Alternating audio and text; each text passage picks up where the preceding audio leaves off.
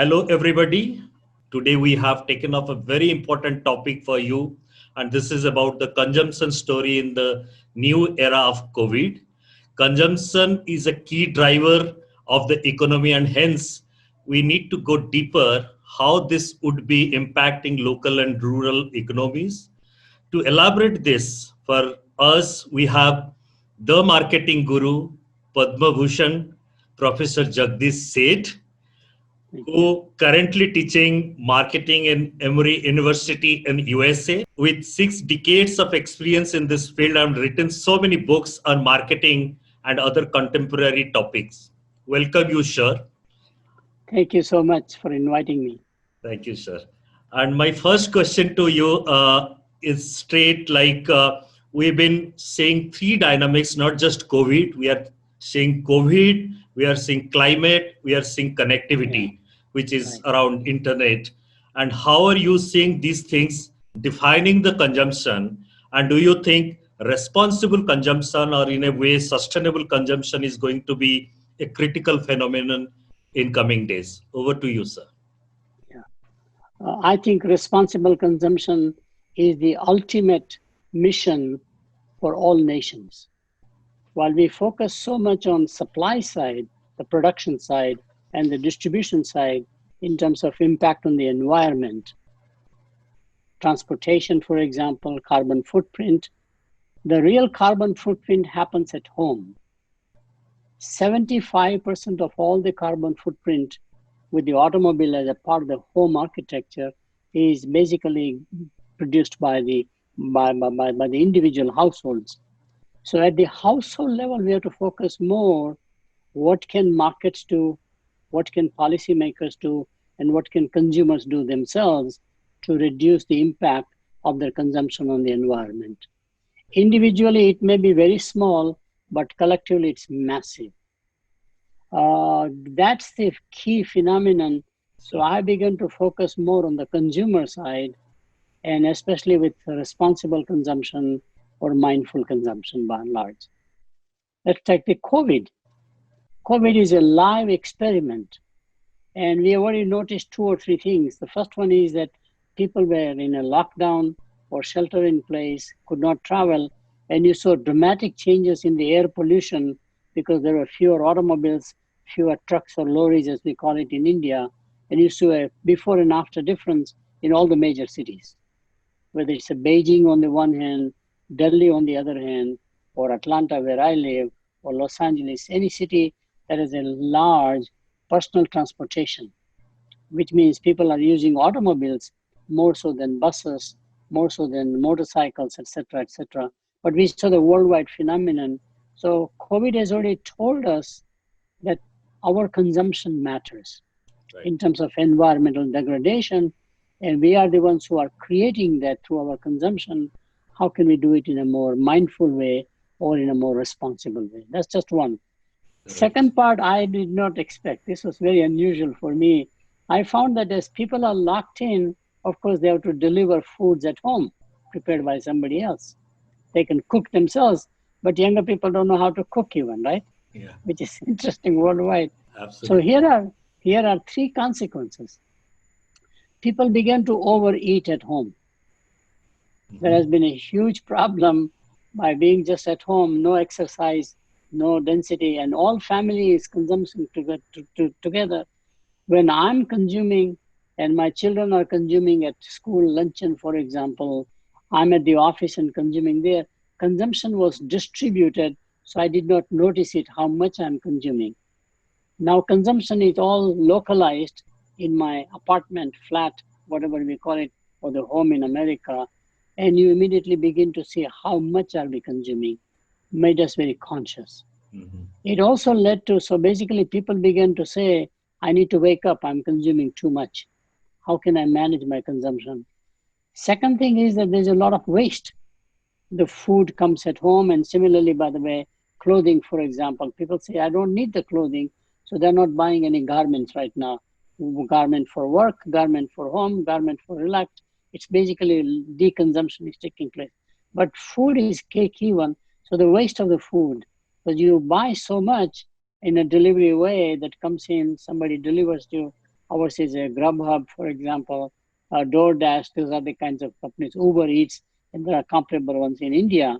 And people began to say, it's so convenient, let me just order it by phone or by typing in, by cell phone, however you do it. And you order more food than what you can consume. So it goes to waste. Most important change, however, is neither of those. Suddenly you realize there is so much of packaging that comes in the house. So how do you dispose it off?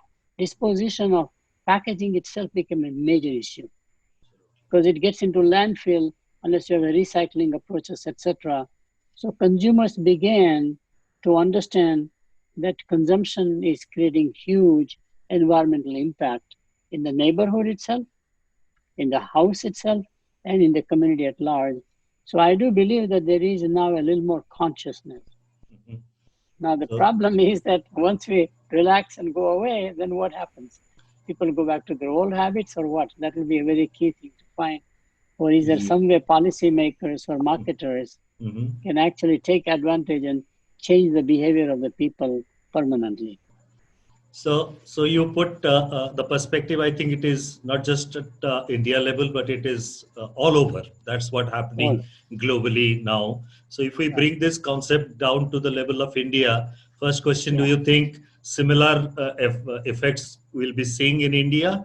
And linking to that, do you think the Indian consumers post this would be more responsible while going for daily consumables, be it the Yeah. food, be it durables, anything of that kind, even a service? So, if yes, what would be the impact in Indian market of this transition? Yeah, yeah. Very clearly, it is very parallel, except there is a huge difference between rural consumers and urban metro consumers in India, clearly. Right, right. I think rural consumers, it is more making at home rather than buying commercially. Still, there is somebody in the house who knows how to cook, how to clean, etc., and they end up doing themselves. So there, the consumption impact, overconsumption, responsible consumption is not as great. In rural markets in India, we don't have refrigeration system.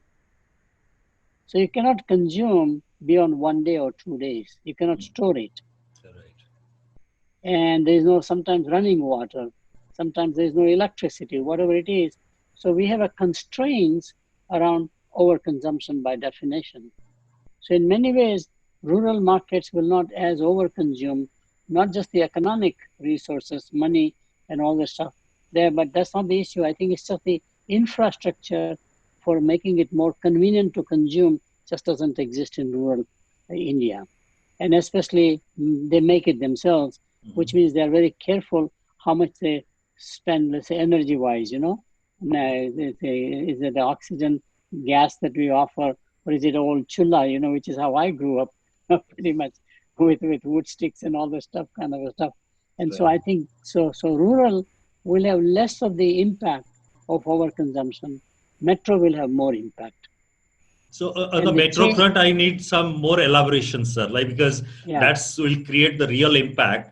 And in yeah, metros or cities, we have so much of population. There are segments like there are yeah, youth, then the couples who are just married, and then also, of course, the old age. So how do you see yeah. that phenomena emerging now? Yeah, in metro, definitely overconsumption will continue because now it's delivered at home. No maids are allowed to come at your house to do the work for you and all the stuff. And if you're an affluent segment, upper socioeconomic class, you will definitely have the convenience of ordering, whether it is through Flipkart, Amazon, however you do it, pretty much. So I think it's going to happen clearly.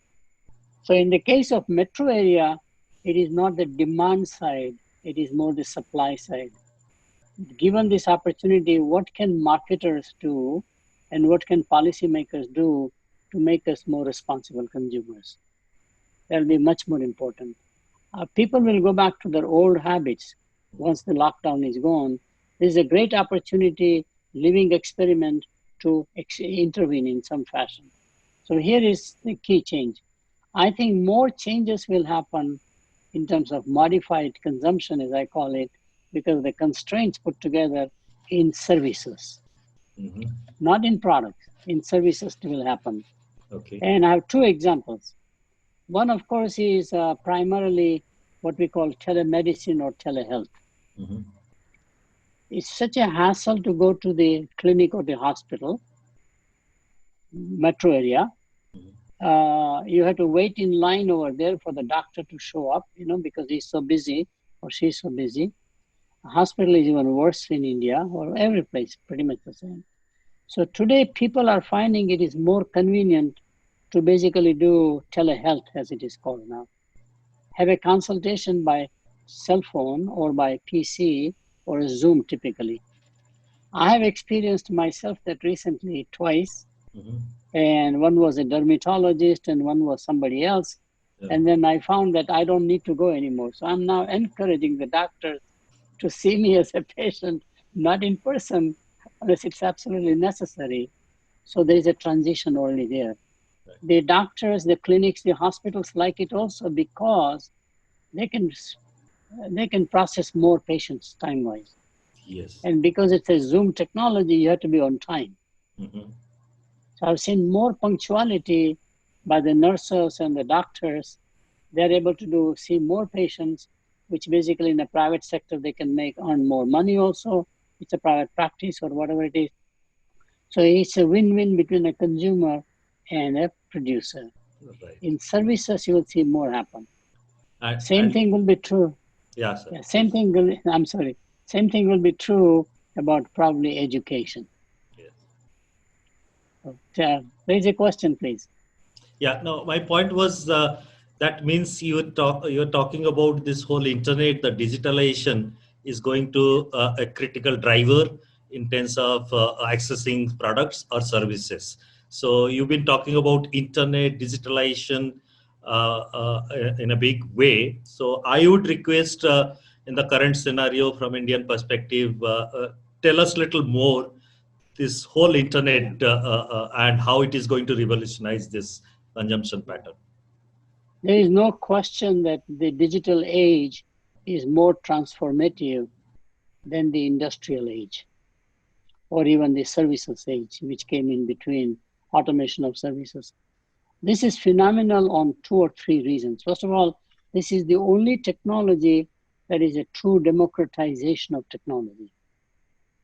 Mm-hmm. Even the lowest level income people can afford today a smartphone because the prices have dropped so much. Right. Connectivity still is a problem in very rural populations, but in metro today, everybody has a smartphone and they have a Wi-Fi access or an internet access in some fashion.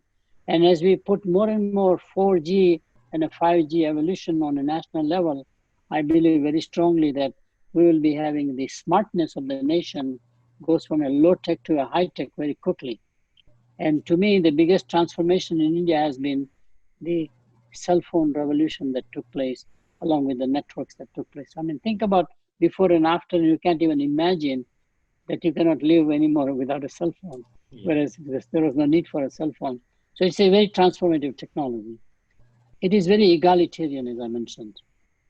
It doesn't matter. Affordability is remote, accessibility is remote, pretty much. So it's more egalitarian, which means I can create a network and I can have a network effect, as it is called, which is multiplying, like social media are able to do. The content is enormous today.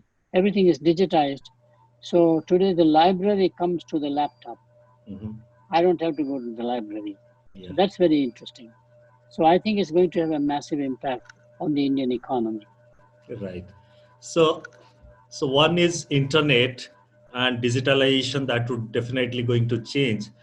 I think I would like to take your views on, from the rural perspective, the responsible consumption of food, which you touched upon, how it is going to be, what is the correlation, the responsible consumption, because we are talking about safetiness now. We are talking about foods with standards. We are talking about people are more alert now when they start consuming anything. So that will be a revolution along with the digitalization, the link towards a better food, better produce. So in that connection, how do you see how it is happening and what is its relationship with the belt, the rural, which is actually the producer of this food basket for us. Yeah. There is no question that all of a sudden, all over the world, both emerging economies and advanced economies, there is a belief that we have foods that have become too much processed foods. So people are changing. The biggest change you see is in beverages. Mm-hmm.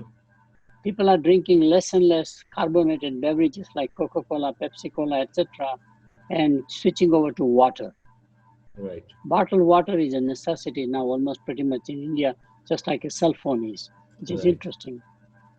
Foods also, there's a huge trend both in India as well as in America, and that is the trend toward more organic foods. Buying organic foods, less processed, less chemical, etc., which will have a significant impact in the Indian agricultural sector.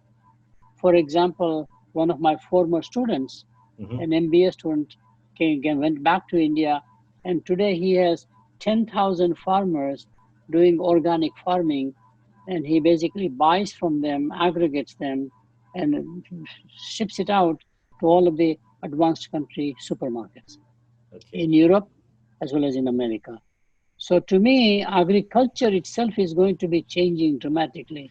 In many ways, surprisingly, it is going back to the way we used to do Yes. before we had too much of chemicals involved Mm-hmm. in the soil. So soil preservation, everything will come back. I become more optimistic that the Mm-hmm. damage done by us through our consumption habits, especially in deforestation, for example, erosion of the soil, nutrition, I think people are becoming very conscious that one can do a very right way and Mm-hmm. still satisfy the consumption of the population. Fantastic. So that brings me to a larger point. Like we've been working in rural space and low income markets for long now.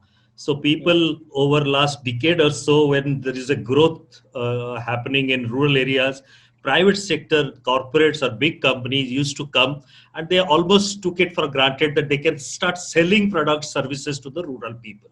Do you think now there is an opportunity instead of selling, really developing some relevant solutions in particularly in difficult times, and after that for private sector they would start following something like co-creation, going back to the real pain points, developing something for the real masses? Do you have any advice and also insights for private sector in India post COVID scenario as we start facing it? yeah. There is no question that there is a big market out there. My estimate of low income consumers, which is below $2 per day income calculation, Mhm. United Nations defines that it's a $5 trillion market worldwide already, Right, right. growing faster than the average. Most of that is in Africa and South Asia, India being one of the key nations in the process. So that market primarily is consuming unbranded products Mhm. and buying from informal channels. Informal channels with so many middlemen, there are about 9 middlemen involved in India from the producer to the consumer, each one putting their capital, working capital, having a storage space, etc. Margins are already eaten away by 9 different people. So there's a huge margin from the producer to the consumer, but it is distributed, therefore we don't see it. What Right. if I can make it into one-step distribution or two-step distribution? So if I can basically have large private sector source it directly and sell it to the consumers directly. A typical retailer like Big Bazaar would be in that category, or online Flipkart would be in that category. Mhm. I think that supply function from rural market Mhm. by large e-commerce platforms is a very important initiative that's happening. It's happening, in fact, pretty Right. well. Same thing on the demand side. The rural population actually has more discretionary income. I don't mean rural, poor, but people Mhm. who live in less urban areas. Mhm. Here is a contrast example. If you take a software engineer from a good engineering college, 10 plus 2 plus 15, he's in Bangalore or in Delhi or in Bombay, big metro area, or Hyderabad, wherever they are. He will be earning about, I would say, 6,000, 7,000, 50,000 rupees per month income. Yes. Yes. But 20,000 will go as a paying guest living in some guest house, some family. No food capability. Then he has to pay for his food. And then he has a modern person, so he has all modern habits, has a girlfriend probably or significant other. They have to go out, etc. At the end of the month, he has no discretionary income. There is no cash flow. Mm-hmm. Contrast that with the crane operator in Mundra, Kutch, which is a port. Yeah.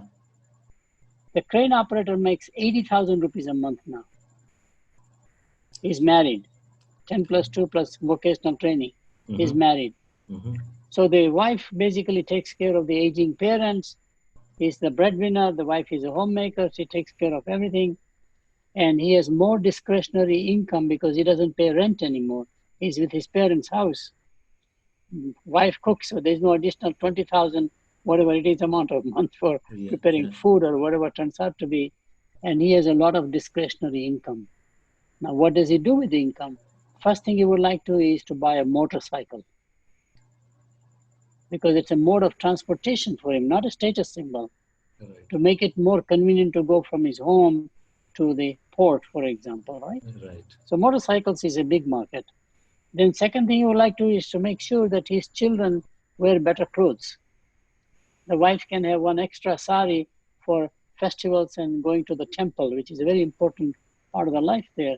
How can I take care of my aging parents? A little more medical help I can provide, Mm-hmm. get the doctor, etc., medicine, whatever they need, rather than postpone that thing.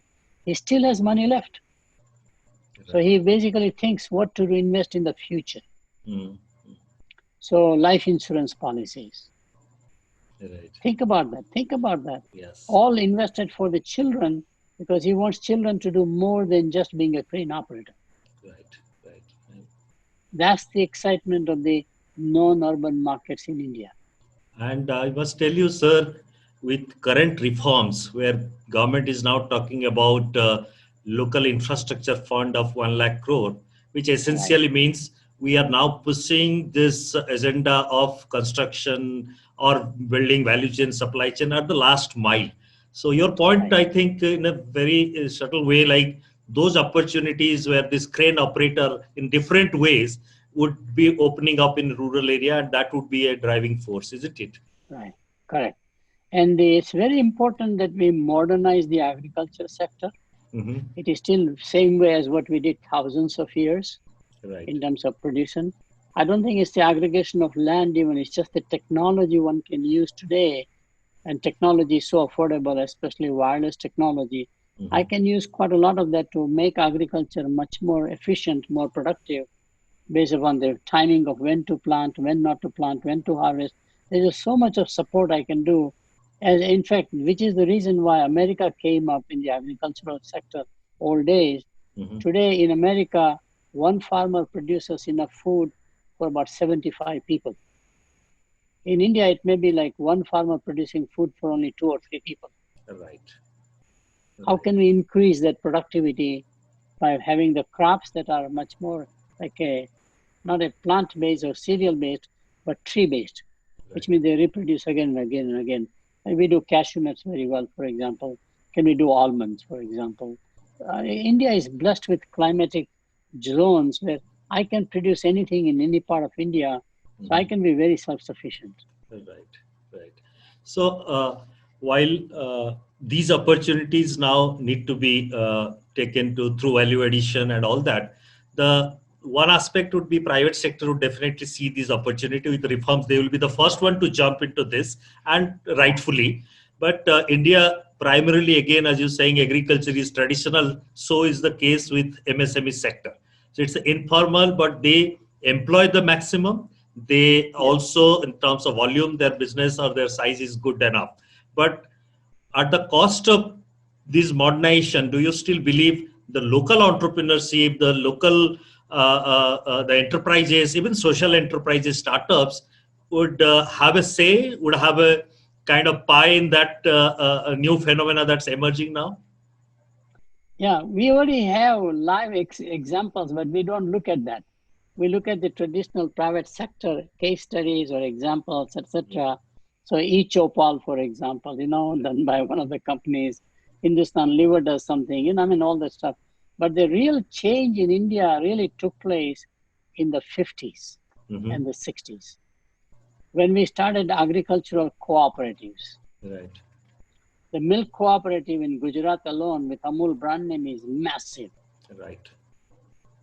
So one can aggregate the smallness of individual farmers, still remain the autonomy that they have, which they like, and they may enable them to earn a lot more. Right. So to me, if Amul can do it, I can create about a dozen Amuls in different regions of the country. And we do have milk cooperatives. So milk is the largest consumption and largest production in the world by a long shot. As what we can do with the milk, can we do it with almonds? Can we do it with cashew nuts? Right. Can we do it? We, as you know, we have too much. We have the size but no scale because we fragment the market too much, both on the supply and the demand side. So somebody has to aggregate that together, and that is the excitement in rural India or agricultural economy. To me, we can learn from the cooperatives, the cooperatives in the world. I mean, America is quite good about cooperatives, which we don't talk about. Raisins, people who make from the grapes, they dry raisins. We consume quite a lot of raisins in India. They have their own cooperatives. They do advertisement properly. Their commercials are well known. Yeah. We have the cranberry people have their own cooperatives, their own brand name. Orange growers have their own cooperatives. I think we have to revitalize that cooperative in a more modern way today with technology than what we did before. But Amul is a world-class example in India. It can be done in India, in other words. Yeah. We are not able to replicate, but as you're saying, 60s had shown us something. We need to do it in a faster way in this particular era to support the large agriculture base. The last segment, I would say, by all means, public sector has a big say in India. So you've been talking about that also when I refer back to your articles or talks. So in this particular, I think, situation, how do you see, just not from a procurement point of view, but how public sector can really galvanize for the benefit of rural people or, for that matter, entrepreneurs? What are your advices to look at public sector more seriously? There are two very radical ideas. I don't know whether they're practical or not. At one time when we liberalized the economy in 1991, everything that was state-owned enterprises, we said private sector can come in. Cell phones became the biggest one. Private banking came in, so we have the ICICI Bank, HDFC Bank, all were private, otherwise banking was all nationalized. I think it may be reversed now. Whatever private sector does, can a state enterprise do better? Okay. It can be done. Right. And state enterprises can be national upfront, for example, or they can be, state enterprises don't have to be federal enterprises. Each state can have its own. And in fact, there is a good example. I mean, Mysore sandal soap still survives, competes very, very well. It's a state enterprise. I see. Okay. And you said two radical ideas. What is the next one, sir? The next one is really more the entrepreneurship, where the government can become an enabler by focusing on that through small and medium enterprises, agency or a ministry, which is to create local entrepreneurs. This is the excitement of India for people like us. India has such a great variety of consumption. Every locality has some vendor, street vendor, who has a recipe that people love. People line up, like in South India, we used to line up for a idli from some family. I mean, the family made a great idli. In 1 hour, they are sold completely, right? Exactly. How can we take that recipe, make it more contemporary, branded, so it travels beyond that locality? Okay. Great excitement. I can make companies after companies after companies because there's a market for that, whatever unique recipe they have. And again, if you think it's a wild idea, no. Many of the cookies and bakery products, in America and Western world, have come from grandma's recipe, as we call it, Yes, yes, yes. somebody in the family. Right. And Haldiram is a good example in Exactly. India. Yeah. We have an Indian company in America, or Deep Foods, which has done exactly that. A Patel family, she made great chevda, as Gujarati is chevda, Yeah. and people were raving about it. And they said, why don't you sell it, commercialize it? And they did it, and rest is the history. To Right. me, that's a great excitement in the rural market, discovering those recipes and contemporizing, modernizing manufacturing in a more scale-based. I mean, the traditional farmer food is the next fashion now. Right, right, right. So I think this is very important. In my previous talk with somebody important in this space, he talked about revival of the traditional food, and you Yes. brought it to the entrepreneurship level, and you brought it to a Yeah. commercial story level. So I think this is a very important point. And with nutrition as an agenda, with food becoming more important day by Absolutely. day. So this revival of this traditional food, but the way you are putting with more in a rigor with a professionalism around would be more critical. And I'll give you a couple of examples. It's already done in pickles, Hmm. in papad. Lijjat papad is a well-known, all Yes. homemakers making it. You know, they're in the urban area, but one can do. Jaipur rug is a good example. 40,000 artisans, all in disadvantaged rural populations. I think we do have those things, but what we don't have is to say, how can we scale up that idea on a national basis or a global basis? Fab India has done very well by going Right. back to the traditional things. I mean, I can give examples after examples where the rural side has become the showcase in many ways. Yes. Many of the practices and the traditions are becoming very helpful because in the wellness era, we are all discovering that those ancient grains are more valuable than the modern grains that we eat, for example. Not limited to food again. We have talked only about food and beverages, but true for garments, for example, true for shelter building, food, shelter, and clothing. Right. I think these are the real wisdom, and we think the viewers would be definitely taking nuggets and start utilizing that in designing or developing certain programs.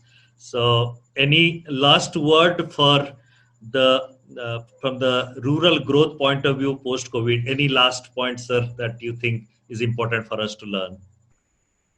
The last point is that we need to think reverse: Hmm. rural first, urban second. How do we keep population back in the rural area and make them so prosperous, so healthy that they have no desire to come to a big city? Too much urbanization is not good for the nation. We need to have more distributed capabilities. In the COVID example, if you have a concentrated supply chain, it can paralyze a nation, as America got paralyzed with so much dependence on China for everything. Yeah. More distributed the supply chain, the better off you are. And I think that is the excitement of reversing every thinking is start with rural first and then urban second mentally. Then everything clicks very well in my mind. Right. I think this is a fantastic way to conclude this conversation, though I want to So continue with you. It's an opportunity for me to really touch base with you after so many years. Thank you very much for finding time for us and giving all these nuggets. We will cherish this forever. Thank you very much, sir. thank you.